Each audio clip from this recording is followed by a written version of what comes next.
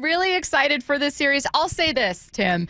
Am I surprised that the American League West is so close? No, I'm not. No part of me is. Am I a little surprised at how the Mariners have performed or how they've gotten to this point? Yes. I'm surprised by Cal's season. I'm surprised they've able to have the offensive production that they have. I'm surprised the pitching hasn't been quite the same. Are you surprised at the 2 seasons these teams have had?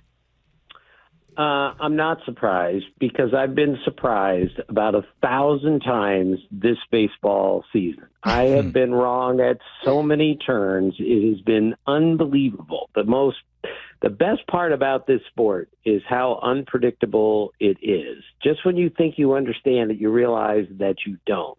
The number of times that I said to myself, the Blue Jays, they stink. They're going to finish in 4th place, and they have the best record. I counted out the Mariners at least once, and now they're tied for the division lead. Just when you think a team is in deep trouble, they recover and win 7 games in a row. Just when you think they're really good, they lose 8 games in a row. It has been the damnedest season I think I've ever seen, and that's what makes it so beautiful and so unpredictable is we're still not sure with 10 days to go in the season, like who's really good and who isn't. It's hard to tell. Tim, if you could put money on games, which you can't, I understand that, or series, who do you think pulls this one off? You know, I'm really nervous with the Mariners. I think they're capable of doing it, but they still got to show me. They got to prove it to me. What are your feelings on it? Yeah, they have to prove it. I think they're going to win the division. I remember at the trade deadline, I spoke to a talent evaluator who I trust implicitly.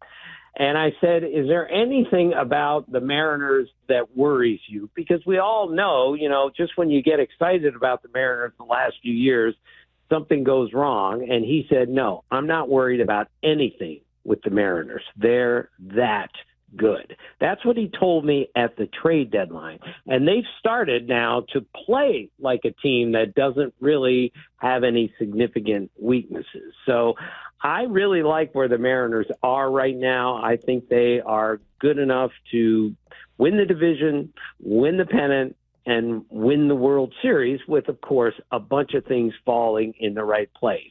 And I'm not sure I've been able to say that about the Mariners in a really long time. We saw news this morning, Paredes getting back from the IL in time for this one, not only this series, but tonight's game. What should we know about him and what he means to Houston?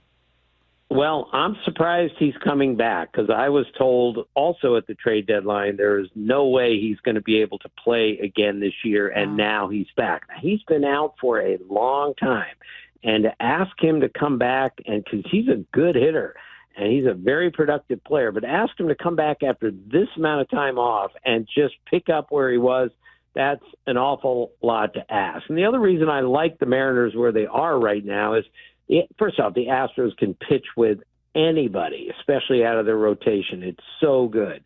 But their offense just isn't the same.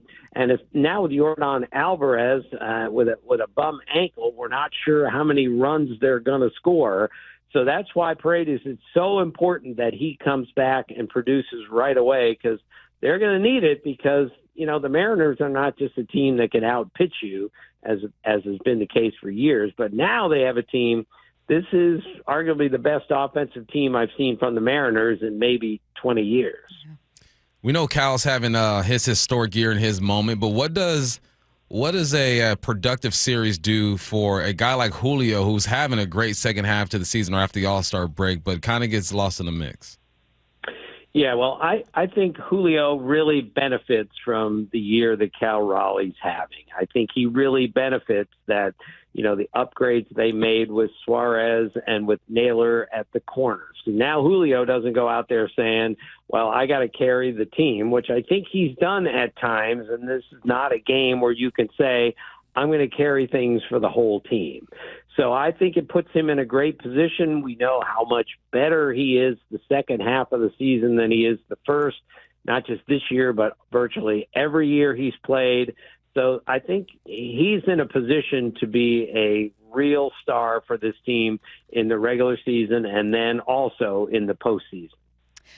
Judge is having an all-time season, even by his standards, especially in terms of advanced metrics. And there are just areas where Cal's absolutely never going to catch him. But, Tim, I keep thinking that narrative really does matter and stories really do matter when it comes to this vote. You know far more than we do. Can Cal continue to impact his MVP chase in this series and beyond?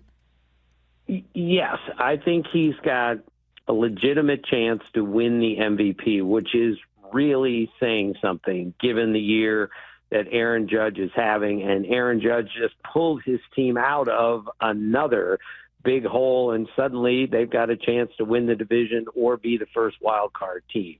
However, Cal Raleigh continues to gain ground because, and this is so obvious, but the position that he plays. I did a game on the radio in Cleveland about a month ago, and Cal Raleigh took a beating behind the plate that was just ridiculous. At least 7 balls in the dirt hit him hard somewhere.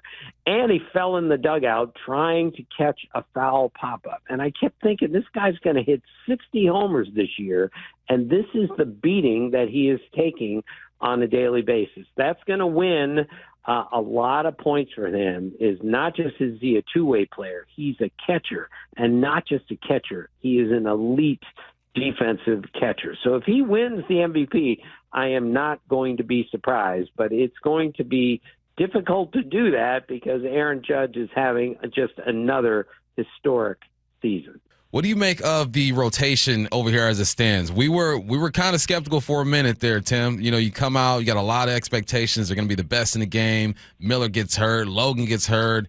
Castillo's trying to figure it out. Do you feel like they're in a good place now? I do. I really like where their rotation is right now because they haven't had their rotation at full speed yet. Not that I could see. But with the way that George Kirby threw the other day, no walks, 14 strikeouts again.